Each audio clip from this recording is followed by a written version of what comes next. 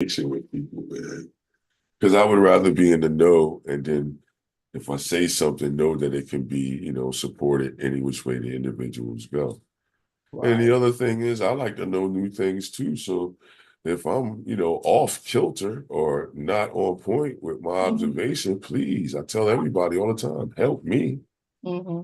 because that helps everything overall. Helps everybody because then I'm not afraid to be wrong. That's the other thing. A lot of people are afraid to be wrong. Hmm. I love being wrong sometimes because that's how you learn, not combative, just, you'd be like, dang, that my observation was off for real, you guys. All right, Hmm. let me see the information. Oh, I guess you're right, you guys, my bag. You know what I'm saying? Hmm. Can somebody send me that so I can So I can take that a make little the bit further? adjustments. Yeah, you know what I'm saying? Get that into my little paradigm in my studio space in Kensington, East Kensington. You know what I'm saying? Right. And lick my wounds real quick and then come back out saying, okay, I'm a wiser lion now. I don't have to swing Wiser. anymore. Yeah, you know. So yeah, man. So I don't know, I just wanted to put that piece up there so people can see, still that drawing there. I left that wide open. Hmm. So we still can see it for those that probably didn't start a drawing and things like that. How you look at the different mark making and how to make movements and things like that with your marker.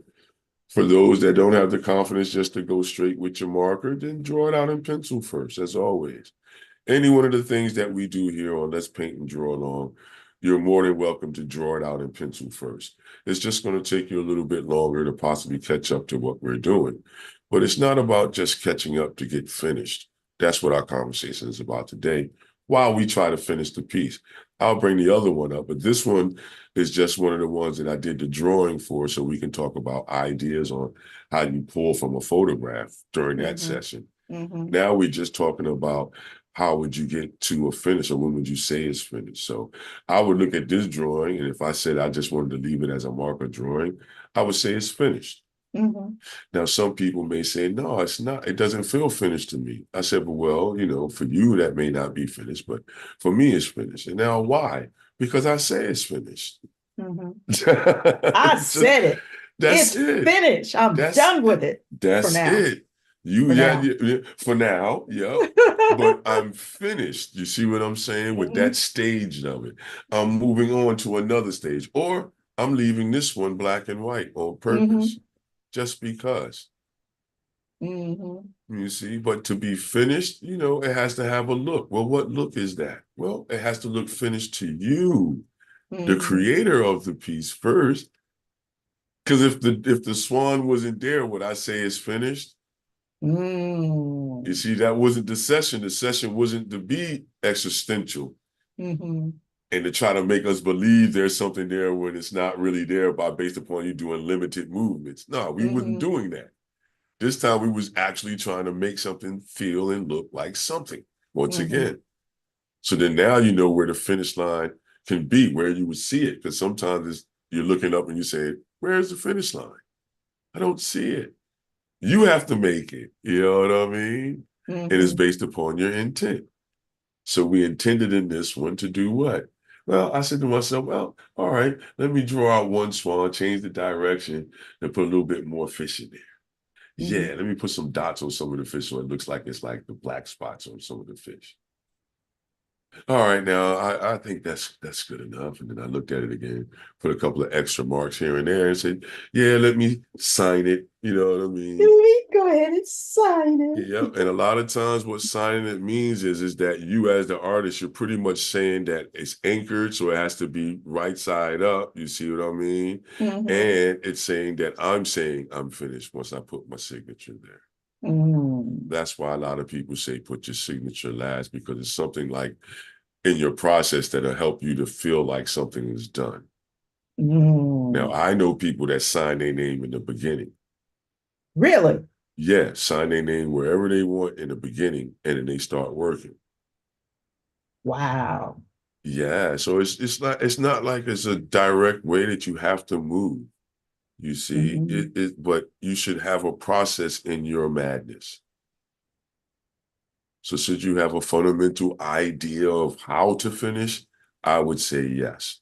So then you can get to the point where you say, I'm not really finished with this one, but I'm gonna move on to another one. Mm-hmm. Especially if you're looking at your ambition.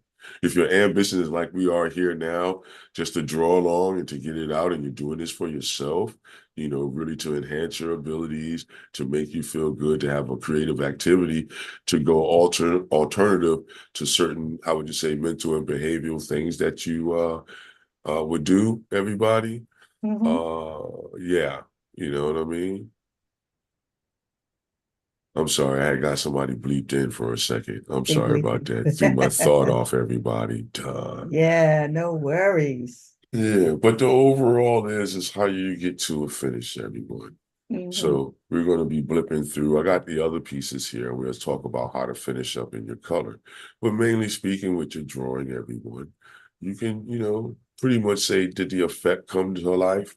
Do you believe the effect? Mm-hmm. So if the effect is believable to you, then it has to be believable to your audience. Doesn't matter what the purposes is at that point.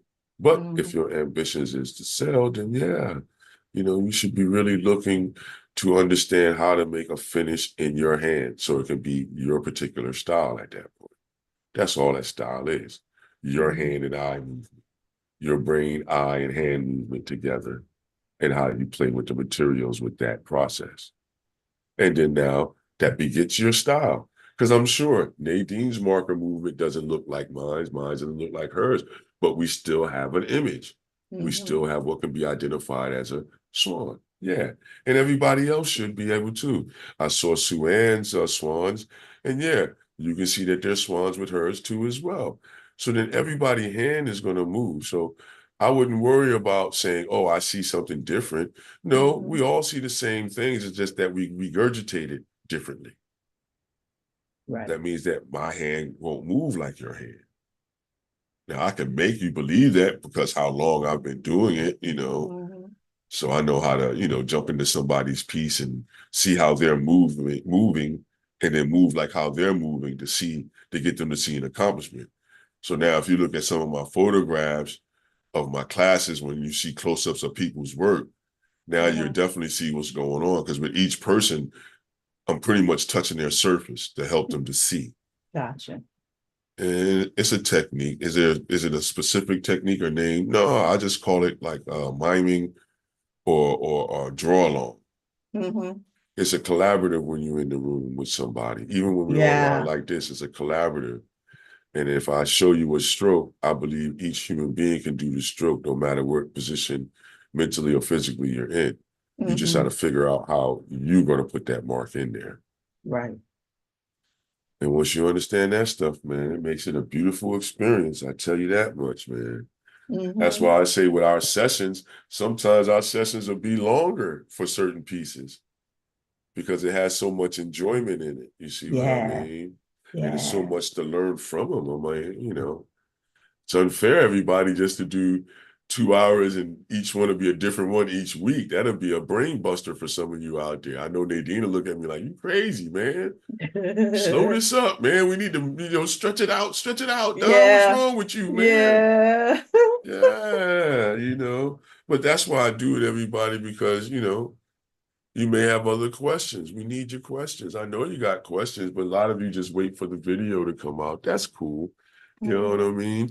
But just keep creating, everybody. Right Yes. now, I'm gonna switch up and put another one up here, the other one that's closer to being finished, so I can start working with everybody. Mm-hmm. So I see your eyes in anticipation, Nadine. You're looking like, oh man, come on, Anticipation. let's get the working done. Yeah.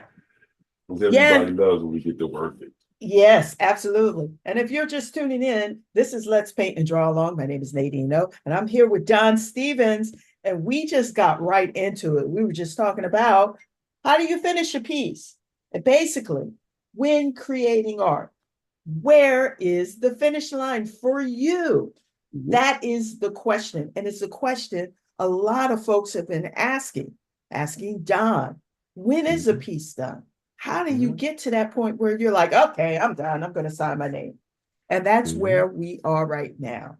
Yeah. Um, and I'm excited that you are joining us. And if you're joining us in a replay, you can still leave your comments. What questions do you have for us? And we'll talk about them. That's what we're here for, because this is a community that we created so that everyone can come together and keep creating art and not get caught up and not beat yourself up. No, you, man, you just asking for a headache. I see why I have the headache. Just have the fart. Just have the fart. Yeah. That's right. We said fart. Yes, have it. Fart Have a is art. creative fart. Yeah, a creative fart. A creative. I look at these sessions as being creative colonics.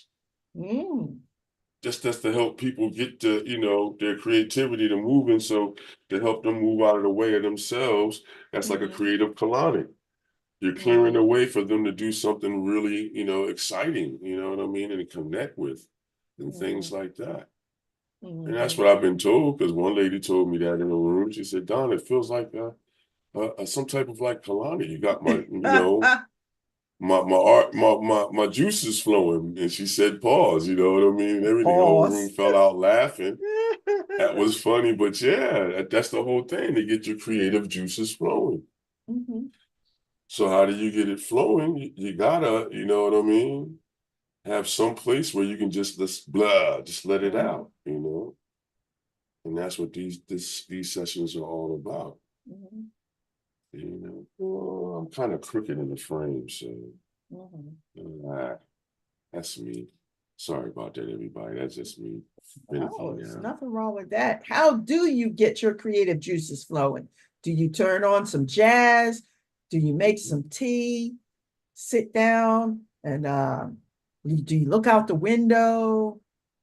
Do you have a piece where it's insignificant and doesn't say anything and it just has movements on it to get your juices going, like a warm up? Yeah. You see, these are things that people don't look at. It's like you can look at art like a sport too. You would have to warm up for it too. Right. Martial arts, running, all that good stuff. Yeah, it's still crooked, Nadine. I'm sorry. Yes. I'm having I know you working it moment out. with this tripod. I was gonna change my angle. There we go. That's a little bit better. Yeah, that's a little bit better. Gee whiz, everybody. Yeah, camera angles, everything. Glad I went to Art and Design High School. Yeah. Shout out Art and Design High School. It's like going to the Shaolin Temple of Art. You know what I mean? They showed you everything. So, I got to understand camera angle, depth of scale, all that good stuff.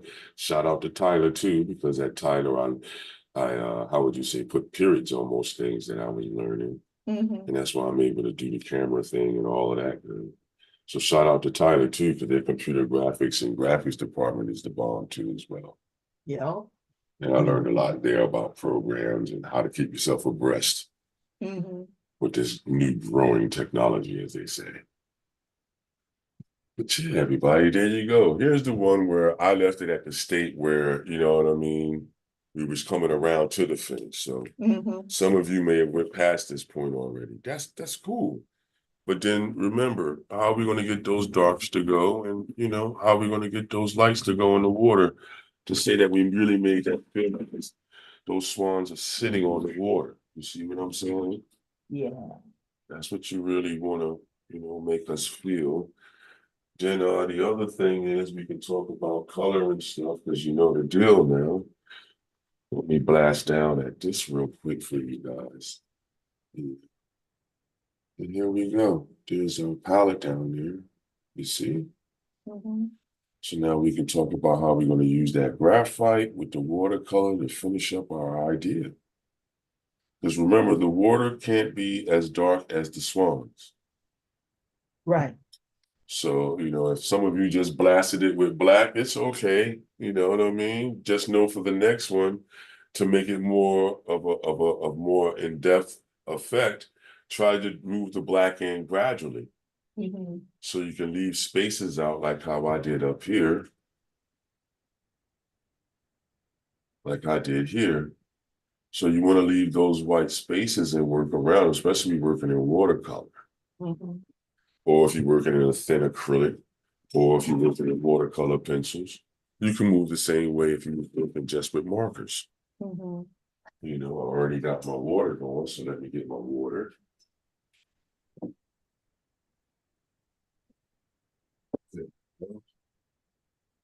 Yeah, I was looking for my spritz bottle.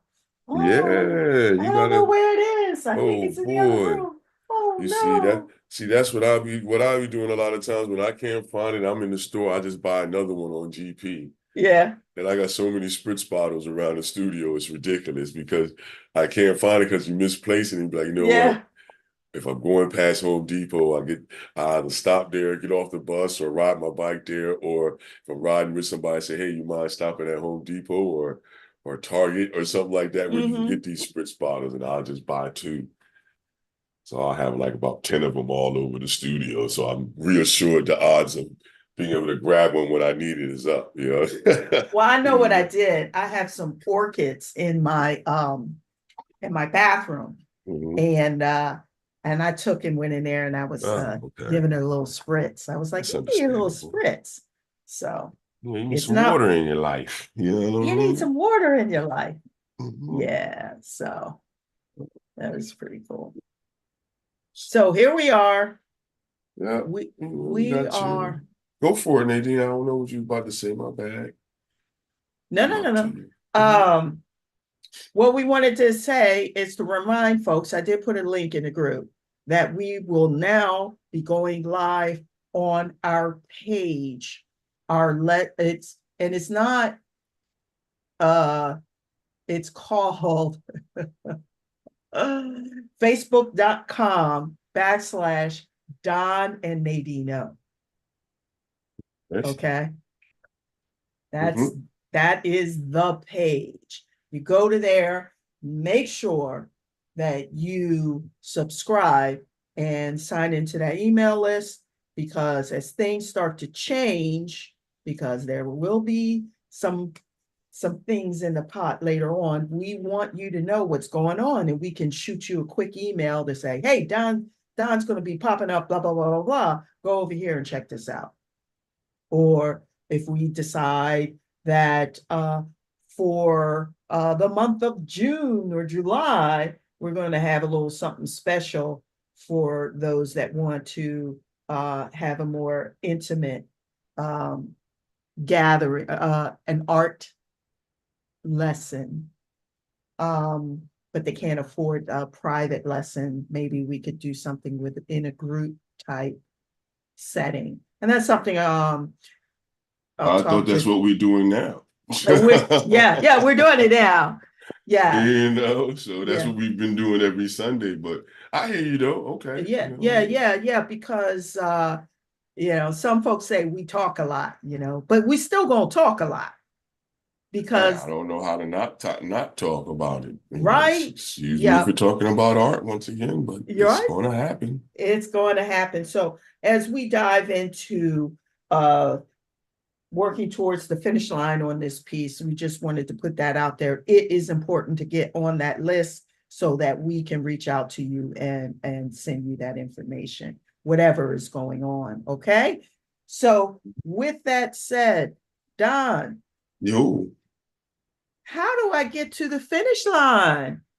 well, you start working diluted like how we did. We get the drawing together like how I showed earlier. And Okay. then now you start filling in like it's your own watercolor book, you know what I Mm-hmm. mean? And then Mm-hmm. what you start doing is you work up, you know, if you work in watercolor like everybody else or like myself, you Mm-hmm. work gradually. You start diluting first, work in the background, see how we Mm-hmm. worked in the background first. And you Mm-hmm. see how we got a basic of that in there, then I put a basic on the other swan there. So you're gradually working, as I would suggest, working yourself from either background forward or working from in to work your way out. You know what I mean? Mm-hmm. So can you work the edges and go back in? Yeah, some artists work like that. But I like to work it to a point where there's some type of process to it to whereas when you finish, you can feel the effect of space. Mm-hmm. So what I found is if you work that background to foreground idea and your last statements are on the thing that are most forward, then yeah, you know, you're gonna get your viewing audience to believe that movement even more. and it's going to feel more expressive because it's closer to a more naturalistic movement. Okay. So that's what I Got it. suggest to people. You Okay. know, now whether you do it or not, that's up to you. That's your adventure. That's your exploration. That's your journey. Mm-hmm. You know, you may want to say, well, what if I want to start from the Swans and then work my way the other way, Don? You can Mm-hmm. do it. You know, how successful you're going to be, I don't know. But we'll know Mm-hmm. when you're finished. You know what I'm saying? Right. We'll know when you say your intent is done, it's complete, your thought is complete. Mm-hmm. Then when you say that, it's like, okay, all right. And then that's when either the judgment or the cries for you're the greatest thing since milk, you know what I mean, starts to come, you know? I wish I could say that.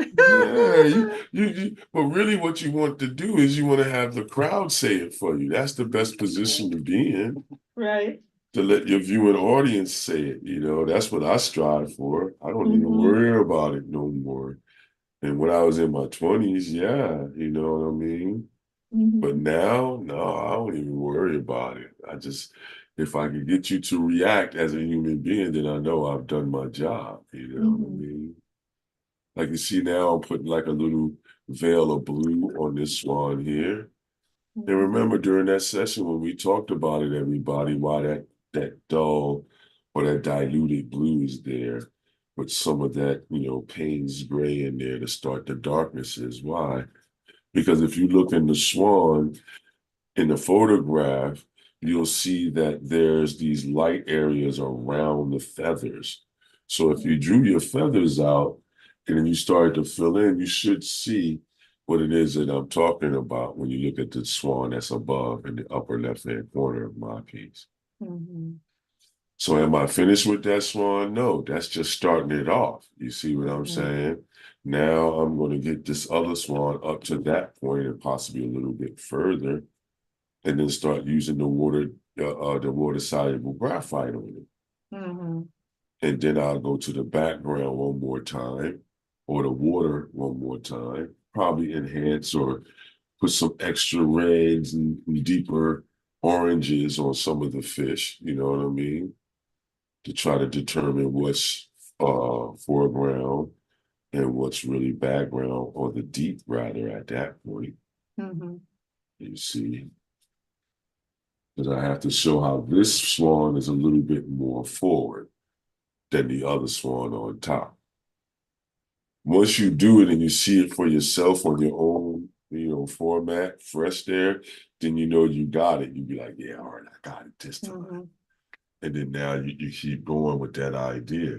But I would say with any, paint, you know what I mean? Try to figure out how you can gradually build the surface up.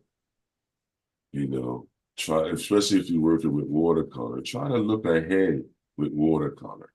That's what I would say. Mm-hmm. How are you going to show those light spots in the long run? Are you going to try to make the watercolor thick, or you're going to omit out those areas so that you don't have to do that much thick work with the paint? You can let the beauty of the paper show through with watercolor. See? And now you can see how powerful a marker line is, or a Yeah. line is. See how powerful a line is when how would you say, encapsulates area for Mm-hmm. color. See how that line just intensifies color sometimes. Yeah. Yeah, these are the things you want to look for. These are the things you want to try to remember. This is what separates one artist from the other. You know what I mean? And Mm-hmm. that's where you start talking technique then and everything everybody likes to talk. Mm-hmm. But if you see like on the screen now, the way I'm moving, move it gradually. Even when we say it's that the piece is or the session is finished, doesn't mean that your piece is finished. You can take it further. How much more could you show us to make your swan seem more closer to reality than ours? Mm-hmm. You know? Or how are you going to make us feel those fish in the deep even more so it makes that water even look even more energetic and movement in it and stuff? You see? Because once I start putting the colors in my swan there, notice how it's starting to change now. Now the swan is about the same temperature as the water right now. Mhm. But now this is where I go in and I start using not Payne's gray not black everybody, but I use Payne's gray and I use a deeper aspect of it, like how you see with the swan above. Mhm. You see, and then I sneak a little phthalo blue in that. And then now when I apply it to the surface, you see, it's in these areas where the darknesses are really true. And then now I omit out some of the light areas as I go down. And look at how that swan starts to really feel like that darkness of the swan that I had. You see that? Yeah, buddy. Oh yeah, if you build it gradually, everybody, I'm telling you, you'll Mhm. have a better experience. You won't be upset. You won't be PO'd, as they say. You know what I Mhm. mean? With any one of the actions because you're taking your time to build up that surface. Build it up. Take your time. Build it up. Work up the richness, I would say. Mhm. You know, work up the richness, I would say. Yeah. Work it out, work it out. Because once you do that, you can control the brilliance of the color then even more. Even Mhm. with markers, you can do the same thing. You know, it works with that idea of understanding how to layer these items, these things, you know, how to layer watercolor, how to layer acrylic to get an effect, you know, and so on and so forth. Oh, yeah, there we go.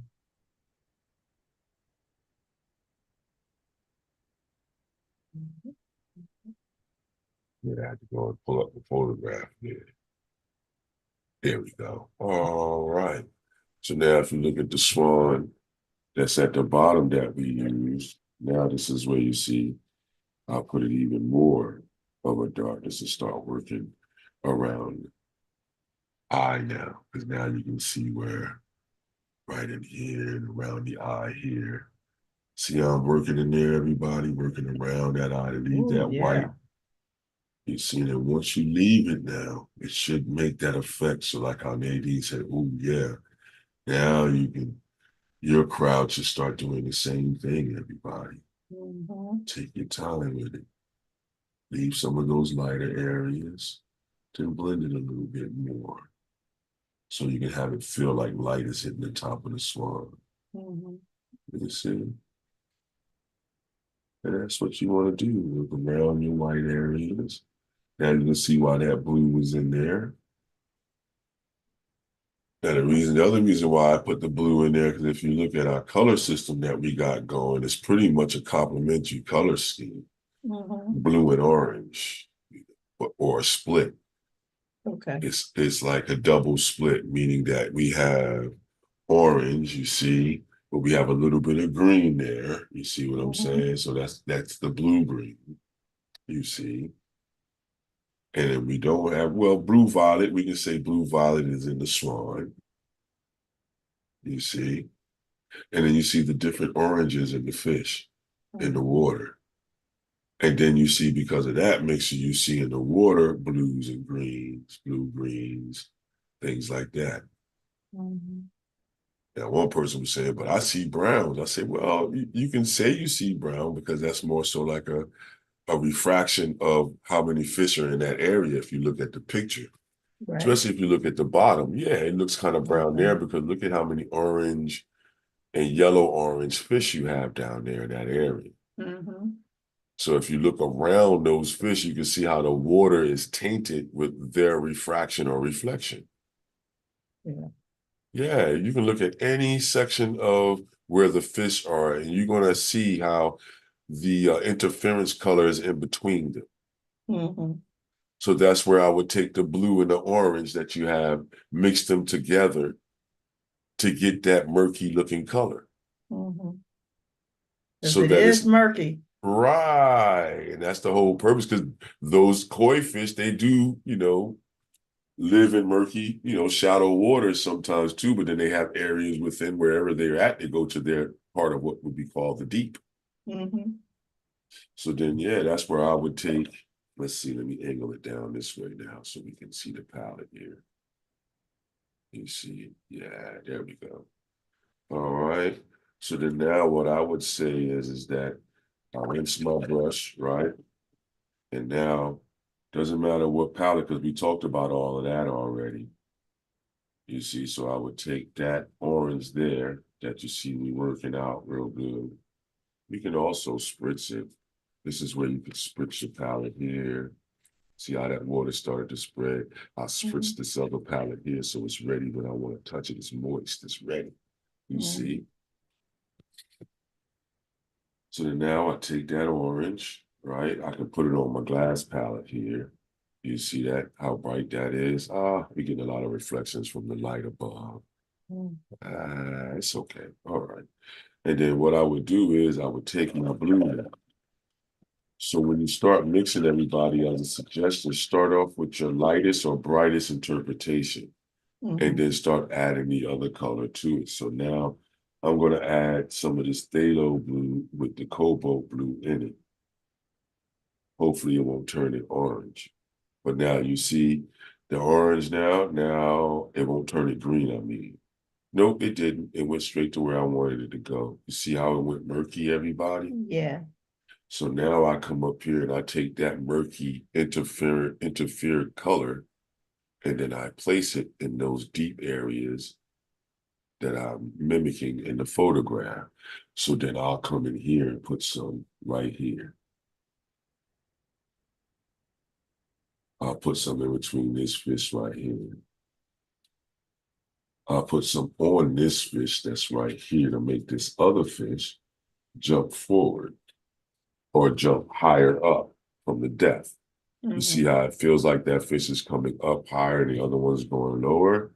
Mhm. Because we're using that interference idea as a layer of darkness to make things go deeper. Notice how I start, I would say, leaving out some of where I'm saying the water is turbulent on top. Mhm. You see, it starts to go deeper. It starts to feel richer. See how that the cream fish just jumped out when I put a little bit of that murky color around it on the other fish? Yeah. That's what you want to start doing, everybody. The minute you start doing that, your viewing audience, no matter what your particular hand movement is, which is your style, your audience is going to believe your movements. Because once again, you're giving a human being what they require to believe a certain natural phenomenon. Mhm. So what are we trying to make them believe? We're trying to make our audience believe uh, something's floating on water and an activity is going on under the water at the same time. Mhm. You see, now you see, once we get that lighter layer of water going, when we get to this point, now I can work the background or the underneath a little bit more before I try to finalize the swan. You see why we do that now? Yeah. And if you really look, you can start to see why that effect is working pretty good on this piece. And that's why some pieces I don't rush. I'll just like how I leave these to wait for every Sunday, everybody. I'll Mhm. leave those to wait and then I'll work on other stuff. You see, so to constantly keep myself working, keep myself in a position where I'm working, I'm always creating. So that's why when I wear my t-shirt, keep creating 24/7, 365. I try to show everybody how I truly, really mean it Mhm. because that's what helps the work go further. You see, now I can come over here. Oh, yeah, put some in here.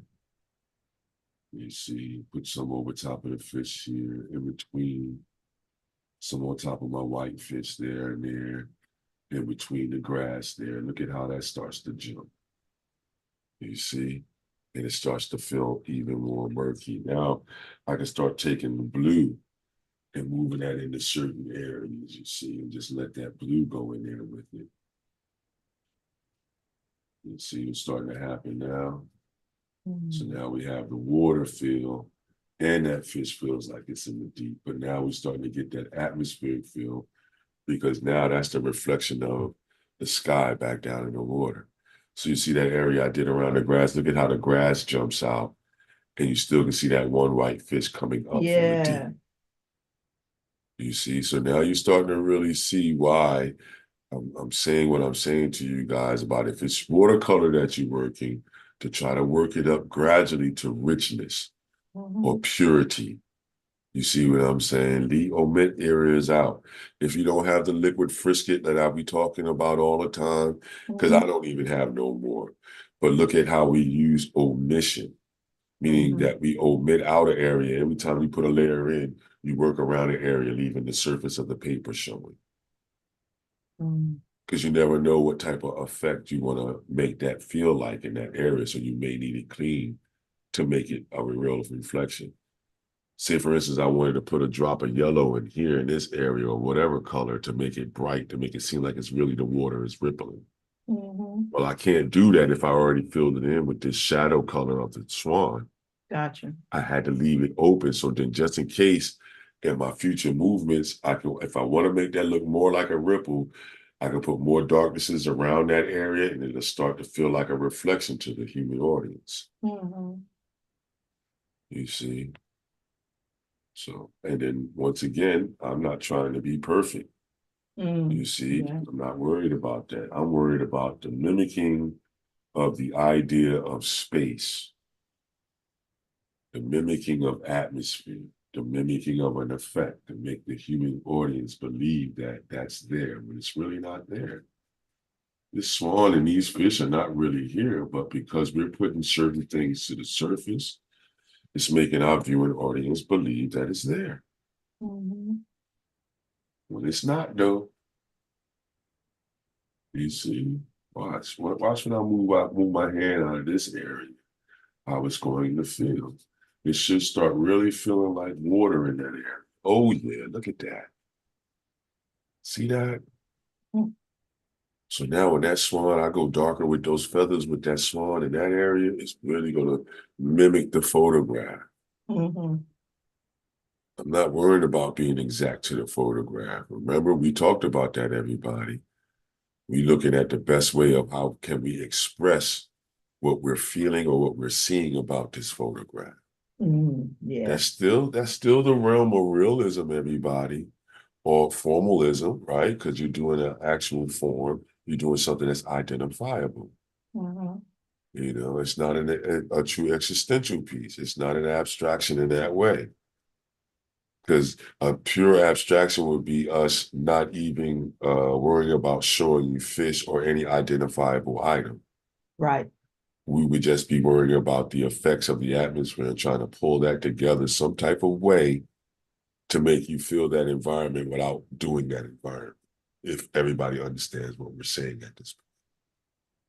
So are there opportunities to make this an abstraction? Yes. We may talk about that for the next one, Nadine. Yeah. Like how do we take this same photograph now and then make it an abstraction like a Picasso would do, or like a Matisse would do, or like some of the newer artists would do. You know what I mean? How would we make this an abstraction? Say, for instance, you was walking along the river and you saw these swans and you said, wow, how can I use those swans without using those swans? So don't That's worry, we'll talk about that. That's like that other drawing that we did, the deductive drawings. yeah. You're talking about Ireland? Yeah, when we did the deductive drawings, yep. I was looking Whereas, at them. I was looking at mhm. them last night, Don. Oh, okay, yeah. That's sick. I was just looking at them. I was Hmm. working on a video. Okay. No, but yeah, that's I'm telling you, man. That's a good way of looking at it too, because a lot of times the reason why I like talking about it like that is because a lot of times, not all abstract artists or pure abstract artists say this, but they try to say that their work comes from nowhere. And I always argue that with people because Where is no, nowhere. right, nowhere is inside your brain. Nowhere is you taking this form, moving through space, you collecting all these experiences in your brain housing group, which is your head, and then now you regurgitate them, Mhm. whether it be in the realms of reality or pure, true existential abstraction. You're extrapolating from your existence. It's not from nowhere. So, anybody that wants to argue that that's a pure abstract artist, yeah, let's talk about it. But I'm sure that you guys would, see it after a while. Like, no, if you do a certain color blend, it's because you've seen it somewhere. Mhm. Now, you may not want me to know that you've seen it somewhere because you may not want me to use the same color combination. You see what I'm saying? That's the dilemma too. Mhm. You see? So it's a lot of things at work, but if you truly understand and understand your creative abilities and you know where you're getting your information from, and it's another human being doing the same, don't you think that they're doing the same to get their images? Yeah, they are. They just don't want to tell you that, possibly, which is understandable. But, you know what I mean? Nonetheless, if I'm investigating, then no, I can see it. It's like, oh no, okay, I see what he's doing or what she's doing. Mhm. It's based upon studying water. Oh, okay, so let me go to my local lake or estuary where, the waters are, and get me on the same way, and then look at it and analyze it and see. Mhm. Yeah. Oh yeah, I like the way my water is going. How about you guys? How about you, Nadine? I'm working on it. Yeah, you just gotta work diluted and work it up. Mhm. And remember, everybody, no matter what happens, as a suggestion from your coach, I think your last strokes should be on the things closest to you, Got it. or what you're saying is the foreground. Because if you do Mhm. do that, your last movements are there. Really, honestly, that helps your piece to really feel the way you want it to feel. Because even your movements are doing the same thing. You're working your way out of the piece. Mhm. If you understand everybody what I'm saying at that point, as a suggestion of movement. And I'm sure my other artist friends out there, if they wanted to, they would say something or leave a comment or say, oh yeah, if you look at shadows and give us your thoughts, you guys, you're not afraid of that. Mhm. We want that. Would you use black in the duck? I don't know. I'm using Payne's gray.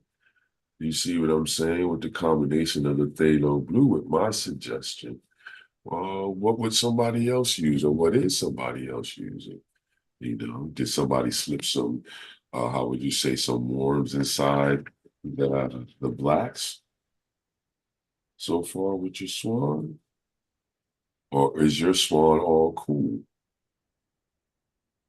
Mhm. See, all these things work. Leave some of these spaces out. Fill in and then leave some of the white or the lightness areas. Remember, everybody, gradually work your way up. Mhm.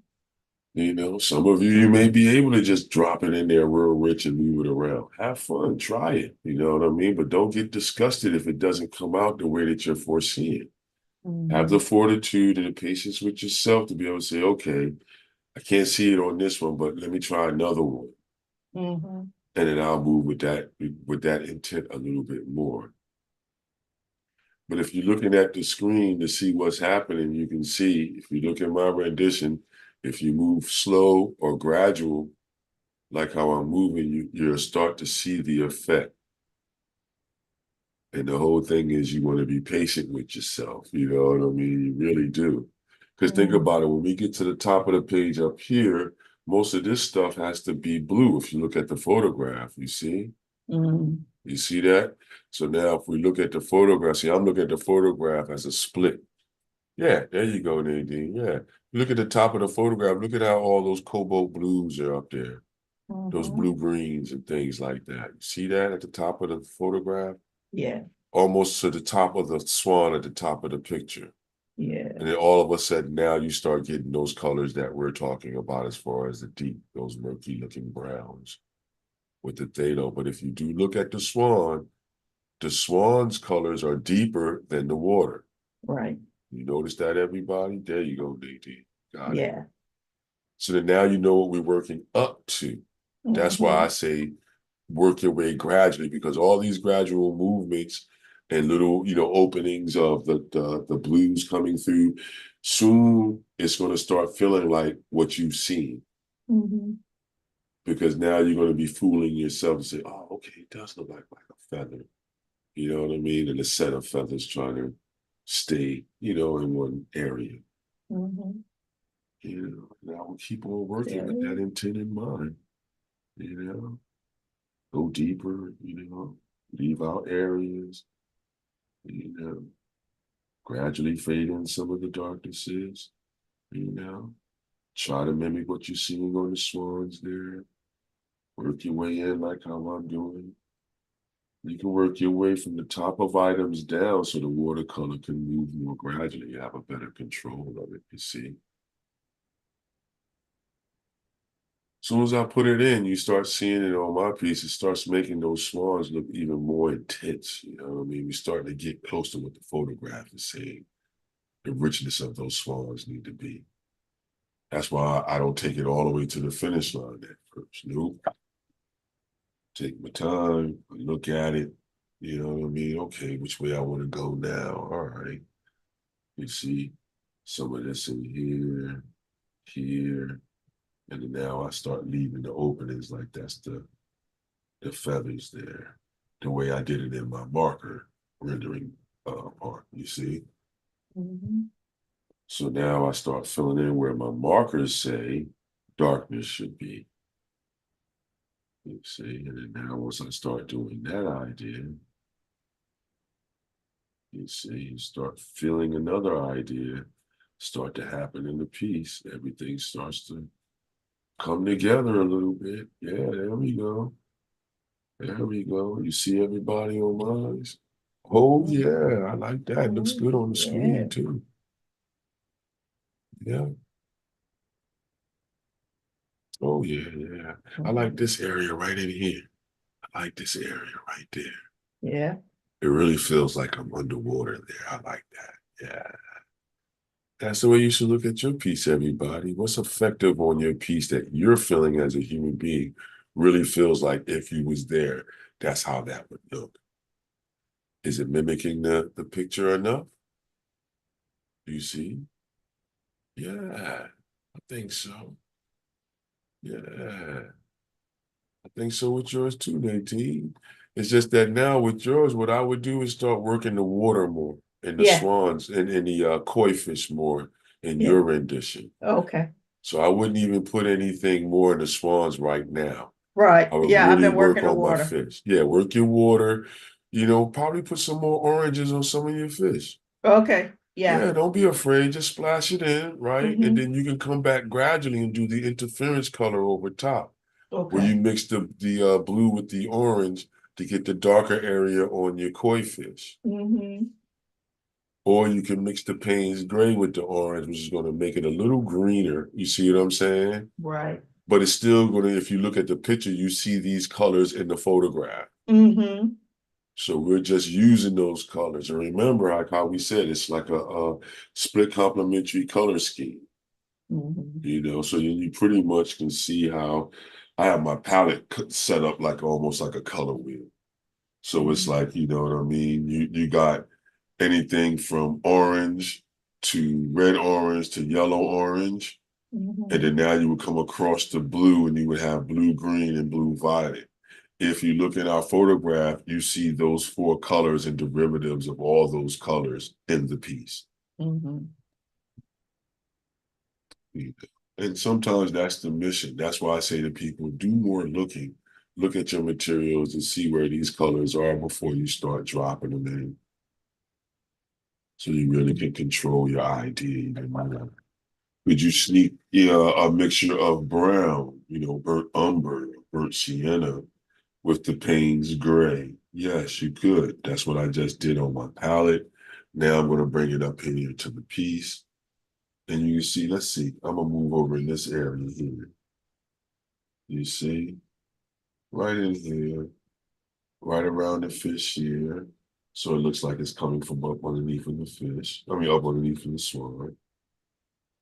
You see?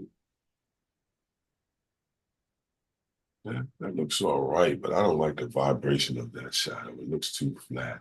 So then I'll go back to my idea of using the interference thing, which would be the blue with the orange once again. So I'll go there, mix that on my palette like how y'all saw earlier with the Thado Blue Cobalt combination. Get that particular color that I want and that muted color with the blue and orange mixture together of Mhm. interference. Now that I have it, yeah, I like that tone better. Yeah, now I just come in and put it in certain areas, put it over the fish a little bit. And then now it starts to feel like we're really on top of the water now. See that effect I'm trying to get with that? Mhm. Let me add a little bit of water mixed. There we go.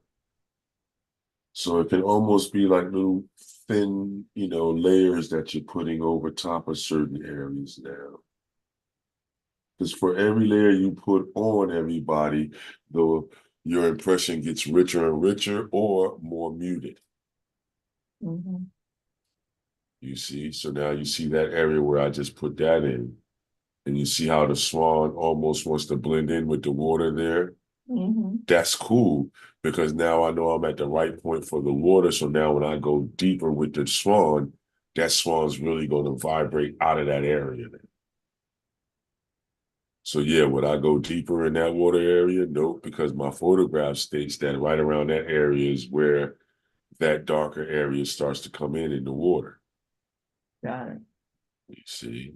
Yeah. So keep working it, everybody. Keep working it. Look at these areas, see where you want to put some more at. Leave some of the white areas. But you definitely want us to believe a deep. That's the whole key to this piece. You want us to believe that those fish are that plentiful in this area, but my goodness, they're in a deep situation that's definitely under the fish. I mean, under Mhm. the swan. And the more you do it, and then the way I'm putting my strokes in, everybody are left to right on a diagonal in some areas, you see. Mhm. And you can come back with your yellow orange fish. And then what I did was I took yellow ochre and I would put it on the yellow orange fish to make that look like that's a darkness on that fish. That's different from the fish that are orange, you see. Mhm. Soon as you put it, I'm starting to mimic it even more. You can feel that feeling even more, you see. There's not a lot you have to do to make us believe it. You just have to have your drawing aspect together and then look at how what the deep is telling you about putting color on the fish. Mhm. Because if you put the darker color on top of the fish, then that means that that fish is almost at the bottom of that situation where you're at. Mhm. The lighter the fish are, the more the fish is closer to the top of the surface of the water. You see? So even if you look around a photograph or you look around my piece, you can see in certain areas where it feels like the deep. I may have to go a little bit deeper in these areas here to Mhm. make these fish really feel like they're under. Okay. You see? And the more and more you do that, the more and more expressive the piece becomes. The more and more, not realistic, but more expressionistic it becomes. I like to be an expressionist, everybody. That's just me. I give the suggestions of being an expressionist. It saves your ego, everybody. Yeah, it really does because you don't have to over stress it if you thinking you're not hitting a mark. You can just move on to another one Mhm. and then, catch it on that one. If not on that one, the next one after that, and so on and so forth. Mhm. Trust you me, the more you do it, the more you get a beautiful effect like this right here at the lower corner here. See that? Mhm. Because then we'll come back with a little bit of sky blue and white and do little lines that make it look like the swan is moving on the water. You see, snatching effects. That's why I said it wasn't done, you know what I mean? Mhm. Because there's so many different things we can talk about. Like, next week, what I would talk about is the true idea of a finish, which would be all your last little highlights that you would do, the water effects or reflection of the water, Mhm. over top of some of those darks, your final movements over top of your swan, and then it's a done deal. You'll see it feeling done. When you look at it and feel it's done, then it's a done deal. So what I do when I have let's say for instance, I was doing this as an illustration for somebody. And if you was the, how would you say, the individual, the patron, soon as I send you a picture of this image this way to say where the progress is going, and you go, oh my God, it's fantastic. Is it finished? Right. If you're the customer, what do we say? Yeah. Yeah, you say, yeah, it's finished. You know yes, what I'm it's saying? finished. You put it in plastic, you know what I mean? You put it in a frame and you send it on its way. Yep, you send it on its way, or you tell it, you make the date where they're supposed to come by your spot and pick it up. And then it's a done deal. You take the selfie with them and smile and keep it moving. So that's another way on how you say when something is finished. When the customer says it's finished. Yeah. If the customer says, oh, I love it right there, guess what? You're done. You're done. See? So, do you have to take that suggestion? No, but, try it. You may like it. Especially, once again, if your ambition is to sell. So, my ambition is to do that. We got 2 of these pieces that we've done already for our sessions, everybody in hospitals already. Nice. Yeah, so they're in, local collections and things like that. Remember, everybody, I told you I'm an advocate of where do you find a place to place your art until you get to the point where they come looking for you. You see? So I look around the local arena, find restaurants, bookstores, small, any spot that has a wall that looks like it can hold something, and the owner or the proprietor of that business sounds like they're engaged in that, or they already set up for it and they have slots. Yeah. So this is where I put a lot of these type of pieces so they can circulate. And then I don't worry about if people say, oh, well, is that your personal work? Or what I say, it's all my personal work. I mean, come on, let's be honest. It's all your personal work, you know what I mean? Are you saying, do I specialize in doing swans? No, I don't. I just did it because it was a good subject to do. And we know that we all have the skills to do it. So why not? And people like swans. They're attracted to swans. And why not? You see what I'm saying? So yeah. Do I have to stay just doing charcoal drawings? No. I like to work like an illustrator painter, as they say. Because an illustrator doesn't work for particularly his emotions or her emotions. They work up to expectations. So if I get a project from a person, I'm not working it to say, oh, this is how I truly love and feel this project. No, I'm working it up with my skill base to that particular patron's, idea to bring out in fullness their thought. So then it's really not about me then, being an illustrator. But then the painter side is right there. My passion, my love. Oh, I have to love doing these marks. And yeah, that's what happens. But it's 2 different modalities at work. The artist loves the freedom to be able to say what has to be done. And the illustrator says, no, well, I work up to a particular cause. That's not about me, but more so about my skill base. So can I go to the marketplace and say, oh, can I, use my marker drawings? It depends upon who is, how would you say, intrigued and thinks that my marker drawings can help their situation. And, works out a little bit better when you look for things that way. I don't know, when do art galleries and art houses start looking for artists? You know what I mean? Not today, it's all about the artists having to find them. Wouldn't you say? Yeah. They don't leave their office spaces to go to people's studios, not unless they definitely know there's going to be, you know what I mean, some type of noise made. Because now they can use your social media and everything to see if you're really worth them, you know what I mean, making the effort. Right. It's easier to locate you. Locate you, but then to look at what your product is Hmm. to say whether or not I want to buy into you or, you know what I mean? That's what people have done. I've had people do it and say it to me recently. Uh, Yeah, either yay or nay. It didn't matter. right. That's how they did it. They used the social media. And, yeah, I would love you to have me do my event for my son, you know. Hmm.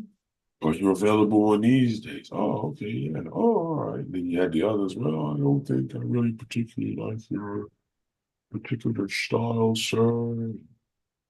I appreciate you for sending your information over, but Hmm. you're gonna go another direction. Oh, I love that one. We're Yeah, gonna go in another direction. yeah, that's what they say. So, you know. And then I go, oh, okay, no problem. Until next time. Yeah. Hmm. But yeah, you see, as I start filling in with this color, you know, I'm gonna make some of these deeps a little bit deeper with the deeper phthalo blue with it. You see, with a little bit of the pains in there. Now a touch of this orange. Boom. Ooh, that's a nice one there. Yeah, let's see. Where do I want to put? Yeah, let's put it over here. Yep. Oh, there it is. There it is. We got our deep going even more. Oh yeah, I like that. A little bit in here on the fishing side here to make that one seem like it's down further than the other one. And boom, there we go. Leave some spaces there. Some over top of that fish there. Boom. Oh yeah, I like that area there. To the left, right in here. See that? Hmm. Yeah, so the idea is starting to really come together. The swans are starting to jump out more based upon the richness or the murkiness of the water, those darks, those interference colors. Because then when we come back over top with this glaze of the white, you know, that I'm going to show everybody, and that's really going to make you feel like it's finished, you know. But are we finished this week? I don't know. Some of you may be finished. I don't know. Some of you may be finished. You know, you let me know, you guys. You know. I would say no, but you know, if you're finished, everybody, just let me know. Let us know. You know, that you say, no, I don't. You think this is finished. Okay. You know, did you get the effect of the water to come across? That's what I would ask everybody. Does it feel like your fish is down deep? You know what I mean? Or does it feel like they're right at the surface, about to go belly up? Go belly up. Yeah, you got to look at it like that's what if you listen to the videos earlier on, when we first started, that was my major concern with the fish at the top. Right. I don't want them to look like they just looking like they're floating out there. If they look like they're Right. floating, that means they dead. I don't Yeah. want you to look at my koi fish like they're dead. Yeah. You know, I want you to look at these koi fish like they're full of life and they're moving around and they're following these swans. You know what I mean? If you follow the stories on what these swans are doing, y'all would laugh a little bit because the swans are really, how would you say, feeding the fish so they can get fed in the ultimate run. Hmm. So that means that they feed all these fish underneath them, and then they have they pick of which one they want to eat. There goes a big one. Let's get him. Yeah, whatever it is, that's what they're doing. So if you do the research on Google, everybody on the black swan and what's going on in this picture, you'll see a whole plethora of other pictures that they're talking about that.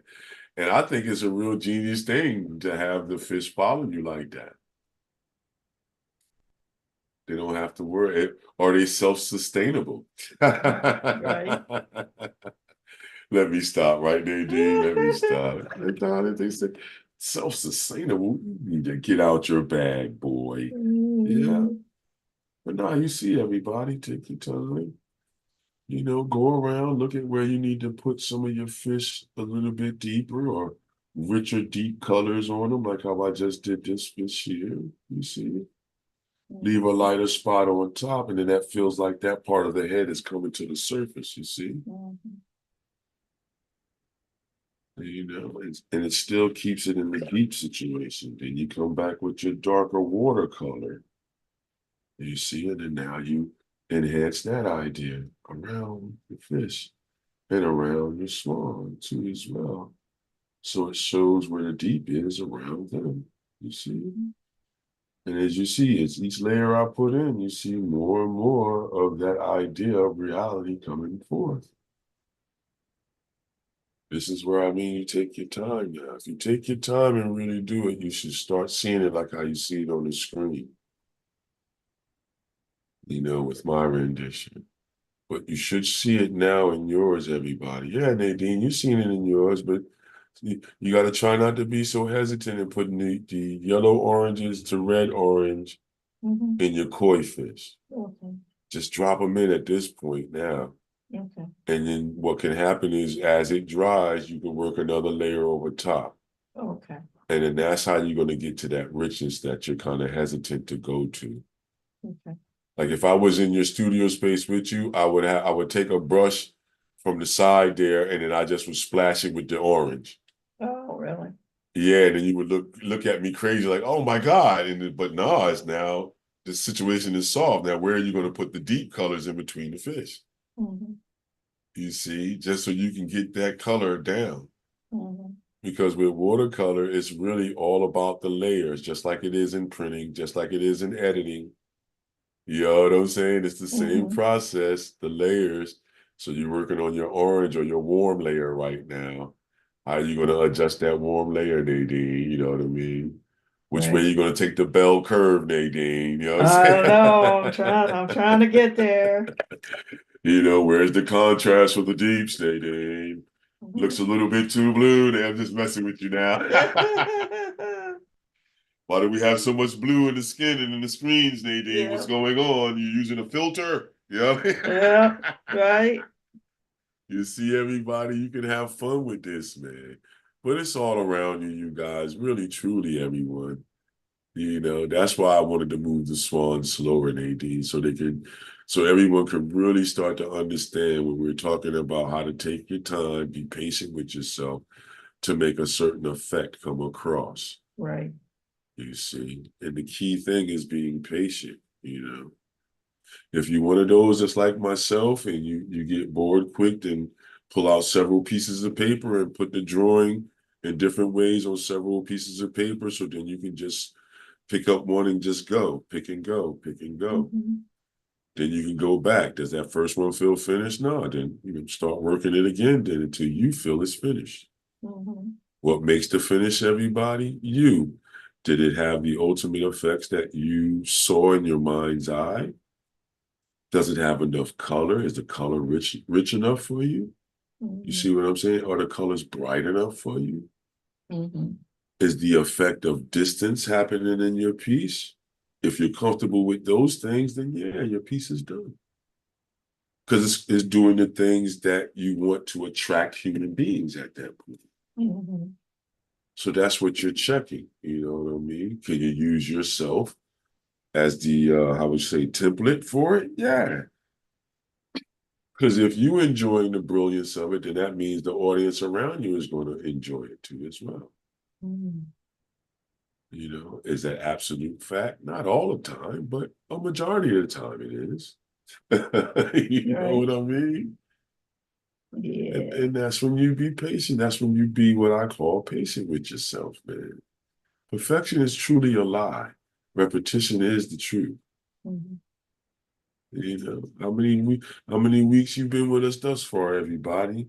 How many weeks have you done your first one? So then look at the first one that you did with us, everybody, and then look at the one that you've done today, or you've Mhm. done the last couple of ones you've done. Is there any change in your observations? Have your observations become more intense to where Mhm. you can see things more from our suggestions here to get you Mhm. motivated to look more, whether it be a photograph or your actual atmosphere in your room, spaces, places, you know what I mean, that you go to. Mhm. If so, then, come on. We Yeah. got you doing what you need to do. Let's go. Keep Let's creating. go. Let's go. Let's go. Yeah. Go on over. Get your Keep Creating t-shirts so you can tell the world that you 24/7, 365, that you keep Right. creating Right. every day, all day. You know what I mean? Every day, all day. Yeah. And these are some of the sayings that we have that it's not fraudulent. This is what we use. And then you get the t-shirts with the sayings on it. That's, Mhm. you can really let the world know how you're feeling about creativity. So from some people that have brought it already, that's been some of their remarks. They were shocked that people really like what they said. Like a lady brought a red one, and she said people really brightened up when she came into the atmosphere she went into, and they, would point at her shirt and say, "Yeah, keep creating." And like, Mhm. yeah, it'll catch on sooner or later, Nadine, because Yeah, it's we're a, getting there. yeah, it's like another one of those factual things. If you're a human being, you got to keep creating. Mhm. Even when you're not drawing or painting, you're still creating. You're placing things in your environment. You're keeping creating. Mhm. You're cooking your food, and then you may, have a red sauce or something, or different colors and things. You're creating when you're cooking. You see what I mean? Every day you're creating. When you're adorning yourself in the morning to get ready, like today, some of you guys will get your wardrobe ready for the week. That's Mhm. keep creating. You're going to color combinate it. You're going to weather combinate it. You know what I'm saying? Mhm. Yeah, that's keep creating. That's what I mean by keep creating. So as a human being, your whole day is about creating. Do it Whole day is about creating. 24/7, Mhm. 365. See? So yeah, everybody. I do is I keep on working those spaces. Now when I get up in here, I start changing it up and sneaking more of the blue in the mixture. Mhm. You see more of the blue in this area here. So then when I get to the top up there, I use more show you guys real quick. And then water that down. And I come back with this blue over top. And now you can see why I have that blue there, like that. You see? That's some of the phthalo blue in the middle there. And then now I take the cobalt blue, that lighter blue, more like a blue-green. You see? Water that down. And that's most of these areas here. You see? I just let that just drip over things, you see? And the more I let that overlap goes down, the more those fish really look like they're out there and they're floating around and Mhm. moving rather than floating, you see? And that Yeah. blue up there starts to help. Oh, yeah. And then next week I'll come back with that paler one, but I'm using it as a tint now, mixing it with white to get that little pale looking look that you see in a photograph of that pale blue on top. That's the reflection of the atmosphere. Mhm. So you can see how we're building up to that area, to that richness. So that's what I would suggest to everybody. Always build it up gradually, especially when you're dealing with watercolor. With acrylic, it's a little bit different. You know what I mean? You can go dark to bring it back up to light by overlapping light over dark. Mhm. But with watercolor, like how we working, or markers, or color pencils, or watercolor pencils, you would work it layer by layer to work up to the richness. You start off diluted, you know what I mean, and work down. Or with color pencils, you can work with your ultimate brights in areas and then work down from there into your darknesses. You see? So whether it's color pencil, watercolor pencil, pastels, acrylics, charcoals, color chalks, gouache, oil, water-based oils, doesn't matter.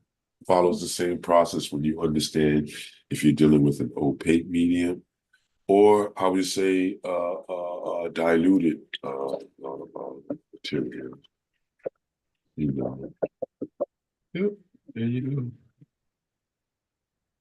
Yeah. Or yeah, there you go. Mhm. I'm good with that. Yeah. Yep. Yep. So for everyone out there, I did put a link in the comment section where if you want to get a Let's Paint and Draw Along t-shirt or any other kind of merch, you can go over to that. Don has a store set up for you there. And those who aren't members yet in our group, subscribe, join our group. There's a link there to the newsletter so that we can keep you connected. And you can enjoy our page at facebook.com/Don and Nadine. That's where it's at. You know it. Oh, I'm gonna run to the bathroom real quick, Nadine. Sorry about that. Oh, no worries. All right, I I'll was be thinking right back. about that too, but Yeah. I'll be right back then. yeah. So yeah, everybody. So let's see. Hopefully we have those particulars there. Stand by for a second. It's all about creating. For sure, for sure. Let's see here. There we go. Yeah. Change the camera angle for you. And so a couple of things. One of the things we were talking about, I just wanted to say, what this is really cool because it's one of the biggest questions that people as artists, I feel, I think about it. I think about the fact Guess who's that, back? yeah, guess who's back? I'm always thinking about, That's am I that done coffee yet? again, everybody. Yeah. Sorry about that, Nadine. Yeah, no worries. Even when I'm working on a piece, I'm like, is it done? And it could be a piece of art like on paper or canvas, things like that, or it could be a video I'm working on. And it's just like, is it done?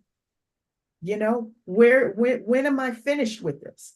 Some of it is like, I just get the feeling like, yeah, that's it. That's it. And you just like, you had that feeling. Yeah. But then there are times where it's like, I could do more. I could do more. I could do more. Yeah, that's the battle, though. That is the battle, Nadine. You're absolutely on it. You know what I Yeah. mean? It's your pie point. Ultimately, everybody, what Nadine is relaying to you is what we all have to relate to ourselves. You're the finish line. Yes.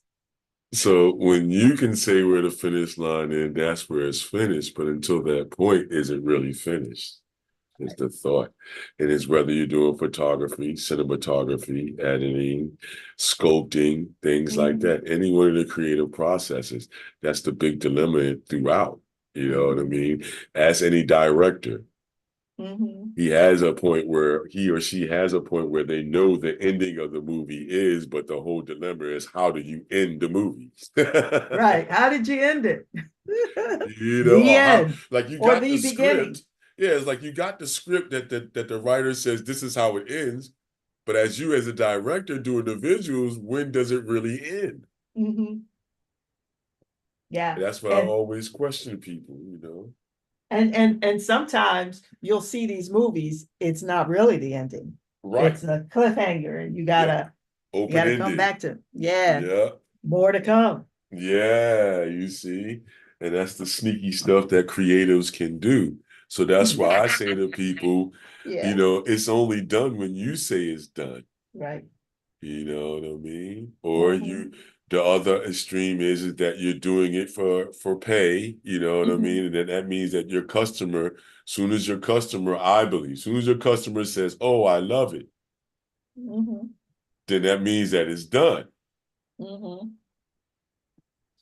You know what I mean? They're As done. far as It's a wrap.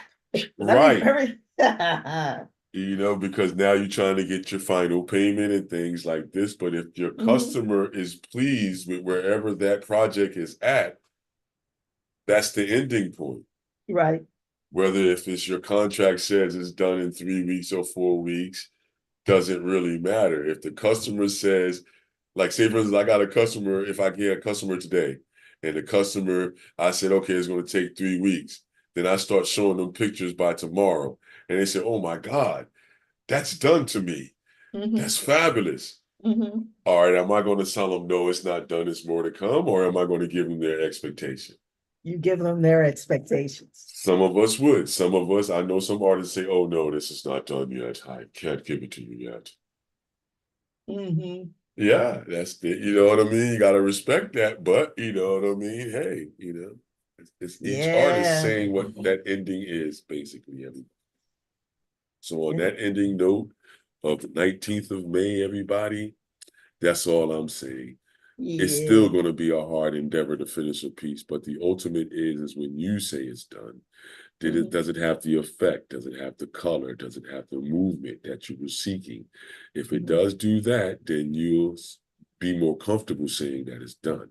Mm-hmm. If it doesn't do those things, then that's the dilemma. How do you get your vision to be a complete thought Mm-hmm. on the page, canvas, or wall, or any Mm-hmm. surface at that point? Got it. Yep. Dropping the knowledge, Don. Dropping the That's knowledge. observations and, to help coaching along. That's what coaches do. You Mm-hmm. watch, you hear, and then you throw out the tips. Mm-hmm. And in this way, hopefully you'll apply those tips and look for them in your own atmosphere and Mm-hmm. area. And you say, all right, I see what's being suggested. Mm-hmm. And then you can apply it to your system or to your hand movement even more. Mm-hmm. And the more you start seeing that your images are coming to life more, then you start utilizing it more. Then you can make your own shorthand within this idea. So yeah. Mm-hmm. Yep, yep, yep, yep, yep, yep, yep, yep. It's a cool thing. It's a beautiful thing Mm-hmm. for sure. Mm-hmm. For the process. And it is about having the experience, even the experience of getting to the point where you're like, I'm done. Mm-hmm. And You've I'm learned actually something. right. It's almost like, okay, you go to your favorite restaurant and you have all your favorite things. And then you reach the point where you're like, I'm done. I can't eat anymore. Mm-hmm. That's when you know you're done. You know you're done. It's a Right. wrap. It's a Time to take wrap. the leftovers. Exactly. Trying to see if I can get this in a bag and take it with me. You know what I Yeah. mean? I got a Same thing box. with your art, man. You say, oh Yeah. man, I think I'm at the done point with this one. Yeah. I can't see no other place to go. I Right. guess we put this in the bag and send it where it needs to go, or put it in a frame and hang it in the house where I want to see it now. Mhm. Because if it's personal and it's for you to relax and things like that, I would say take some of the ones that you had your best, experience in and put them in a little frame. Oh yeah. Hang Yeah. it up so you can see it in your house. See how it Mm-hmm. makes you feel on different days. Mm-hmm. See how it makes you feel to see that artwork when you're sad or when you're mad or when you're just not feeling like a rainy day. You know what I mean? Mm-hmm. How does that piece make you feel on a rainy day? Mm. The only way you know is when you put it in a little frame. And it doesn't have to be expensive. It depends upon your economic level, everybody. You can go to Target, you know what I mean, or someplace like that and go to the little sales section for the home decor and see what frames they have on sale there. You can go to Mm-hmm. the dollar store or the $5 below, the five or below store and look at their frames there and then just take the pictures that they have out on the inside and put your picture in the inside. Mm-hmm. You see? So there's many ways you can get a frame, everybody. You don't have to go to the frame shop or go directly to Michael's and say you want to spend money that way. or go to how would you say Dick Blick to their framing section, which is not a bad idea, but if you have the economics for it, go for it. If you don't, then I would say go to the sales department or those lower stores, or even some what they call those secondhand spots, consignment shops. Consignment shops, yeah. Yeah, go to a couple of consignment shops.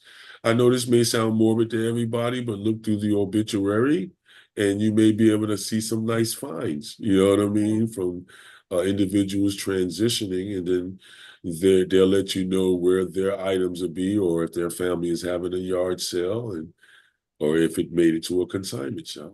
Mm-hmm. And then you go and check these areas or ride your car or your bike or whatever around these neighborhoods to go to those yard sales and see what frames you find.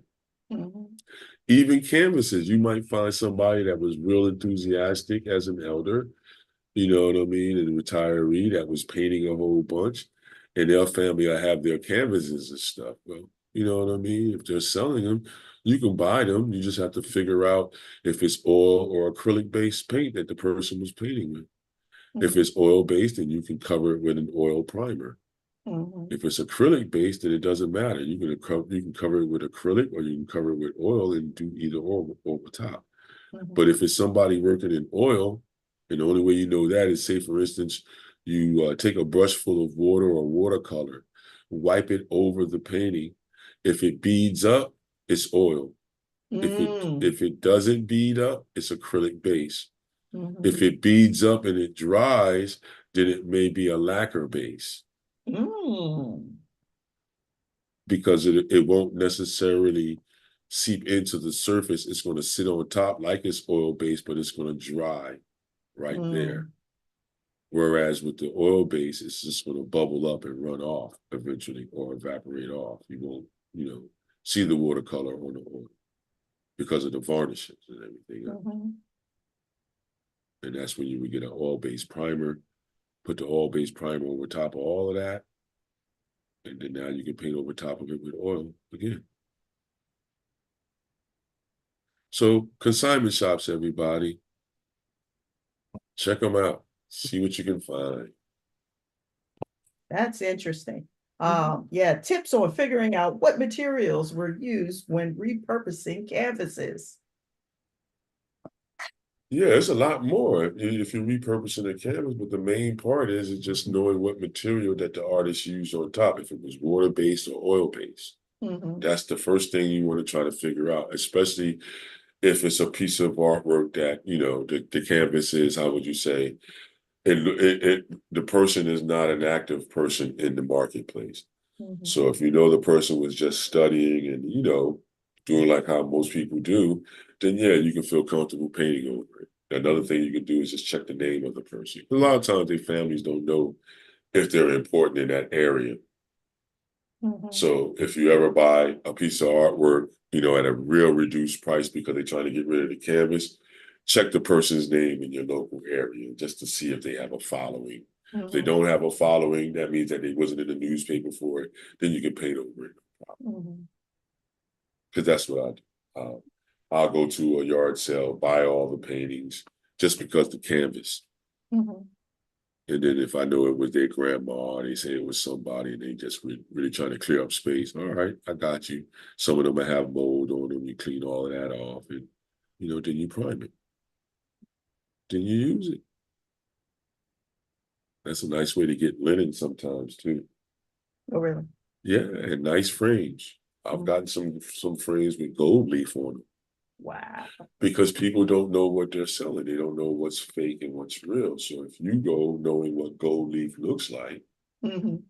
and you bump into this at this consignment shop, or you read it in an obituary that somebody's family member has transitioned and they used to be a painter, or they had ambitions to be a painter, and they got a lot of art stuff, you know, first come, first serve. I've seen these type of ads in the paper, and I've, you know, gone to yard sales like that. The Mm-hmm. individuals truly don't know what they have. I Mm-hmm. got a frame that was literally could have been about a good $500 to $600 for the frame alone. I got it for like $30. Wow. And I only paid $30 because the person was only going about how heavy the wood was. So in their mind, the heavier the wood was, that meant that it was more of a real item. Mhm. They didn't look at what it was covered with Wow. to see that the gold was starting to turn green. That's when I knew, you know what I No. mean? It's Yeah. not that it's fake. It's from the hands touching it and everything is tarnished. Right. Got that thing back to the studio. Got to clean it off with some jewelry polish. What? Hmm. What? Yeah. Soft cloth, Hmm. jewelry cleaning or nail polish. Hmm. The nail polish remover, you can use that too. Wow. Wipe that stuff down, man, and you'll see all that soot and brown and green stuff come right off. And wow, that painting was beautiful. You know what I Hmm. mean? Hmm. That was a piece that I could sell for a higher price because they saw it. As soon as I cleaned it, everybody saw, no, that's real gold. That's real gold leaf. Hmm. Yeah. And people that know that it's real gold leaf, and they'll want to buy the piece just based upon that because they know it's a resale item with that when you're using real materials. Hmm. That's what the whole argument is with acrylic and oil paint. Hmm. Because people started, and when in the beginning, you're looking at it and people are taking acrylic paint and ask oil prices. Hmm. And then now as a material, you would say, well, is that right? Because Hmm. with oil, it's more of a natural item, so it's more things you have to do to it to make it so that that price is that high. Hmm. With acrylic paint, you're saying, this is a water-based paint. Yeah, I bought it for a certain pigment amount price, yeah, but is it at the same level as oil? That's the Hmm. marketplace. Because oil is the pinnacle. It's Hmm. historical. So if you Hmm. do a whole painting in oil, 80 foot by 90 foot, you know what I'm saying? The ramifications are different as far as introducing yourself to the marketplace as far as a price. But you Hmm. still would have to find these places where you can sell it for 15,000, Right. 30,000, sell a eight and a half by 11 for 3,000. Hmm. You're at the upper end of your bubble then that you're Right. in. Hmm. That means whoever is the elite in your area, that's who you're marketing to when you're selling at those prices. Hmm. Because the minute that you do, you can't go lower than that. No, you can't. Yeah, if you do, it's a wrap. So, it's Yeah. all these beautiful things. So you make up your mind, everybody. Is your intent to sell or is your intent for inner peace with your work? Hmm. If it's inner peace, then yeah, hang them up in your house, pin them to the wall. You know what I mean? Pin them to the ceiling. Get some magnets and put them on your refrigerator. Yeah. Just for yourself and any one of your companions or anybody in the house that see, put it on the refrigerator like you a little kid. Hmm. And don't say you're expecting a response. Just put it there and wait to see what they say. You know what I Hmm. mean? Hmm. If they crack a joke and say, "Oh, it's like that now," you got a new, how would you say, gallery? It's got to be the refrigerator now with the magnets. Yes, you know what Yes. I'm saying? My Yeah. my refrigerator is my gallery. There it is. Your personal in-house gallery that you can put it up with a couple of magnets, and then you can see it every day or every other day when you go into the kitchen. You look and say, "Oh, yeah, I do kind of still like that piece. I love what I did there." Then close the refrigerator and go watch TV or whatever you're gonna do. Then the next time Hmm. you come back in, you look at it and says, "All right, yeah, I'm still feeling it. I'm still, yeah." I do that to myself too, you guys. I put my stuff on the mirror. I put it in the kitchen on the refrigerator. Yeah, like I'm still a big old kid. Yeah, I don't care. I want to see what the work looks like in a functional environment before it gets into a frame. You know, sometimes I go over other people's houses and put it on their refrigerator to see what their people say in their environment. And you can say whatever you want to say. I'm just seeing what the response is. That's stupid. That's ugly. Oh my God, that's hot. That's Hmm. fly. Oh gee, that's this, that. I'm just going to corner stores out here that people know me and then just tape some of my pieces to the window just to hear There you people go. respond. And then take them down, and then they be like, "Oh, you the artist?" I'm like, "Yeah, here's my stuff. Here's my information. Take a picture of the QR code or QC code, and then they go to the Google or the Printify or any one of the other perfumes that I'm on. Yep. So, and then now for the recording, just know everybody, Don Stevens Art will be back up soon.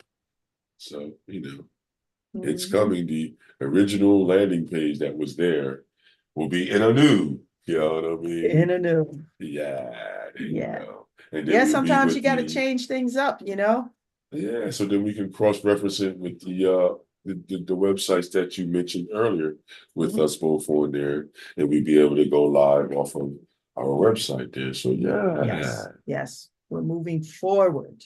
Mhm. Forward motions. Yep, yep, yep. Yeah. Well, this All was right. nice, Don. No problem. You know the deal. Next Yeah, week we'll be finishing. Hopefully we'll be closer to that finished idea and be finishing it next week. that's a lot of fish. Yeah, I know. A whole bunch of The them, man. whole bunch of fish. That's why I say you splash like how I was trying to tell you. You splash them with a general idea of orange, and then you come back and enhance them gradually by gradually, you know what I mean? Mhm. And then now you can see how the fish at the bottom of your scene should be the ones that's in full detail or what we would call full detail, Right. full expression. You see what I'm saying? Hmm. So then the other ones at the top of the page, those are the ones at the top and the midpoint of the page can be, how would you say, not as exact as the ones going from the middle to the bottom. Yeah, I'm seeing that. Hmm. Absolutely. That's all it is. Mm. Cool. Yep. I'm just looking. I'm just looking. I'm like, wow. You know? And you know what else I know? I found out I was looking at going back and looking at some of our earlier videos. Hmm. It's been 3 years, Don. Yeah, that's what I was trying to tell you the other day when we It's was been three talking. years. Yeah, we worked through the pandemic and a year outside of the pandemic now. Hmm. We on the other side. Hmm. We on the other side. But 3 years, and it's been a joy. It's been challenging. I've Hmm. been working on my perfectionism or Hmm. getting rid of that. Um, Or putting it yes, in its proper place. and putting it in its proper place. Hmm. And I know that I'm evolving, and and for those, and you made it to the end of this of our session, I've got a channel I'm working on, a YouTube channel called Rest Fever, and it's a combination of travel and art, and it's about going out there and observing and Hmm. creating. Hmm. And so there's more to come. And I'm just enjoying it. I want to get out and try, because Wi-Fi is sketchy, but a couple of times I want to be going live, you know, Yeah, with you got to, our like how you lesson. did before. Yeah, I was looking at that video and I was like, we That was the gotta do that bomb, more. Nadine. Yeah, Yeah, that was the bomb. You all up in the remote location in the rest fever van. Yeah, in the we rest call it fever rest fever van. van now. You Yeah, know what I yeah, mean? yeah. And I was thinking about I gotta get uh my art studio uh kit ready, you Oh know. yeah. So I was looking at that. Well, you got your Durant. You got your Durant watercolor set, right? Right. Yes, I You do. got that, and you got those water the portable brushes, right? Hold on, I'll Yes. hold it up. Yeah, I have This one them. right here. You got these, right? Yeah, these right So here. get a couple of those. Yeah, get a couple of those that you can buy and just put certain colors in there with watercolor if you wanted to. Mm-hmm. You see? So you got that, you got that. Get yourself a set of watercolor pencils. Mm-hmm. Got that. Yep, and then bring a couple of markers with you, either one or two micros and then the regular Sharpies. just as Mhm. a beginning set for you to just get things to go. Mhm. If you wanted to get a little memory book so you can do it like it's like a visual Yeah. journal, like how Yeah. you're talking, for just to start it off. You see what I'm Mhm. saying? And then Mhm. work your way up to, getting your drawing board situation on your van and Yeah. everything, I would say. I would Mhm. say, because it's almost like if you study the idea of the boathouse studio Mhm. that I believe it was who, Monet, that was using it. One of Maybe. those impressionists was, but he had the same type of setup. The idea Mhm. was a microcosm of what you have in your studio space. Mhm. So, you know what I mean? That's what I would do at first. And then gradually, see if you can get a drawing board to go in there. What size would be comfortable for you to be in a van? 18 by 24, 11, Yeah, 14. because I have a what do you call it, a paint set, Yeah. and it opens up and there's an easel. Oh, you got a box set. You got a French I, box. I got a French box. Where's the Yeah, easel? there you go. That's a good one to have. That's a good one Oh, to have, because then you can switch to oil if you wanted to, if you got a real good French box. right. Let me see. And if you don't have one, I got a couple here that, if you wanted to borrow one for your travels, I could sacrifice one for your travels for you. Gotcha. I appreciate you. No problem. That'll Yeah, get I you to think. get over to the studio finally. Yeah, yeah, yeah. I gotta get over. And I get you gotta. out early, get you out on an earlier day, part of the Yeah. day. So yeah, here it is. Yeah, all right, yeah. That's like a small French box you got. Yeah. Right. Does it have the legs on there too as well on the back of the box? No. Oh No. well, the Or in it, legs. yeah, they got some type of legs on it, right? Yeah, you do it on your tabletop, right? Yeah. Yeah, there you go. That's a good one to start off with for rest Weber inside your truck, because you got a table in your Yes, I in your do. van, don't you? Because from what I Yes. remember, when you was videotaping, you was able to bend down and it was a table there that you was Yes, it's a videotaping your table. hands. So Yeah, yeah, I turn around the passenger seat, and yeah, there's a okay, table right there. So cool. yeah. It'll work on there. So then I would say you got your rest Weber kit already. Then you Mm-hmm. just got to say if you're gonna do oil or you're gonna do watercolor or acrylic on those days. And Mm-hmm. then you just would change out the watercolor for the acrylic, and Mm-hmm. then put Mm-hmm. your smaller tubes of acrylics. Or another thing you can do is get those little, you know how you get the condiments from the restaurants in those little plastic cups?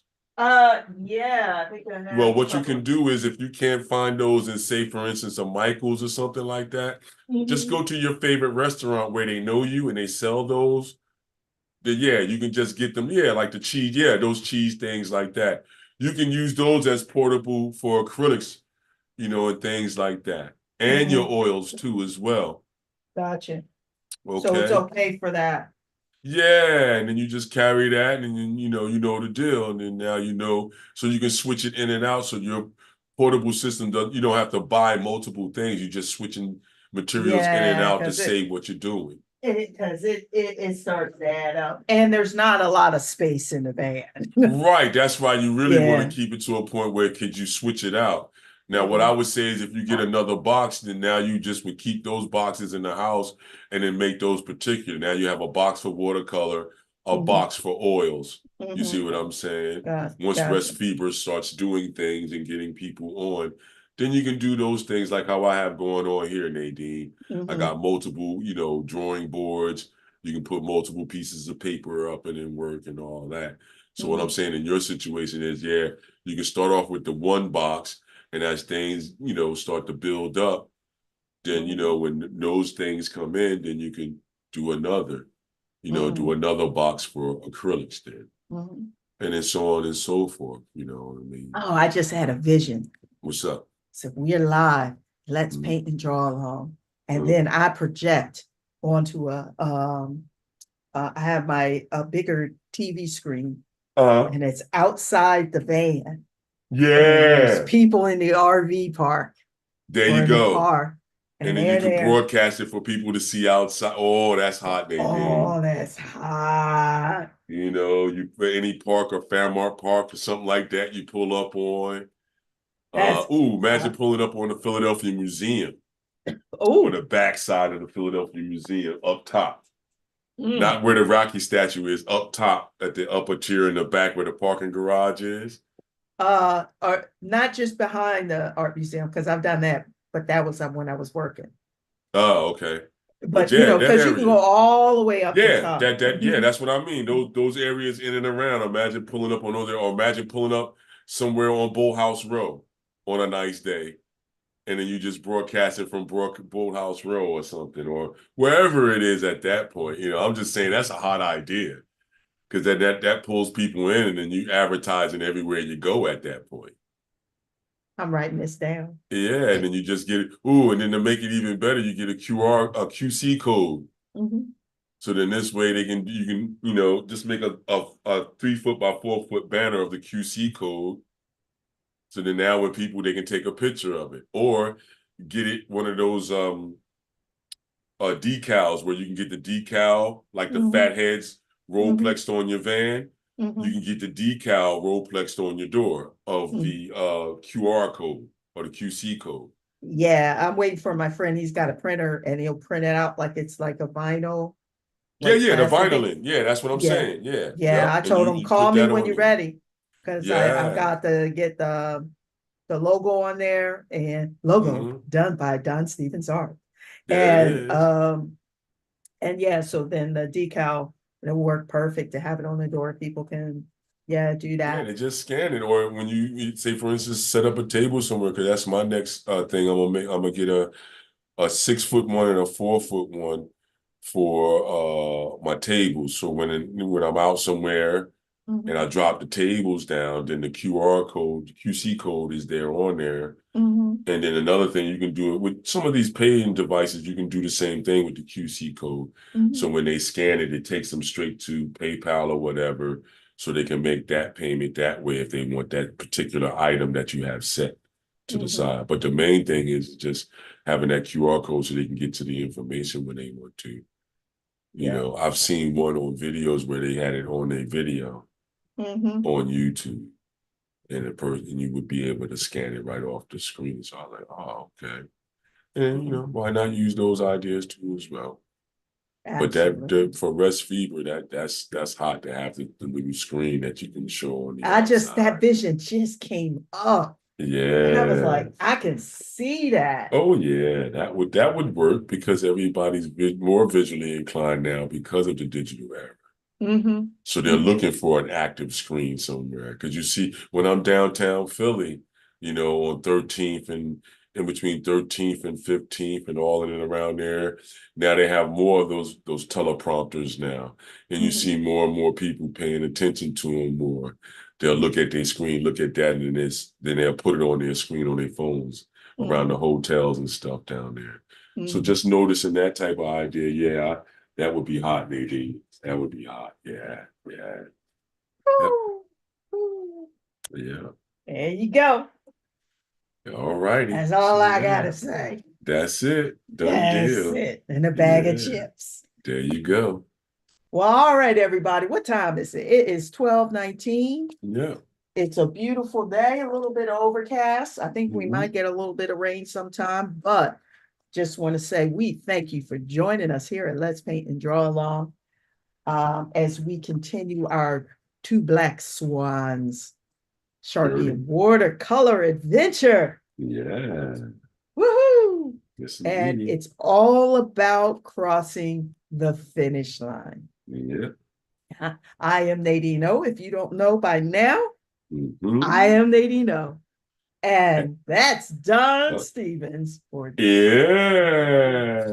yeah. Don Stevens. I have to look because the camera and everything, which direction. And we just want to, yeah, I needed to go in the other direction.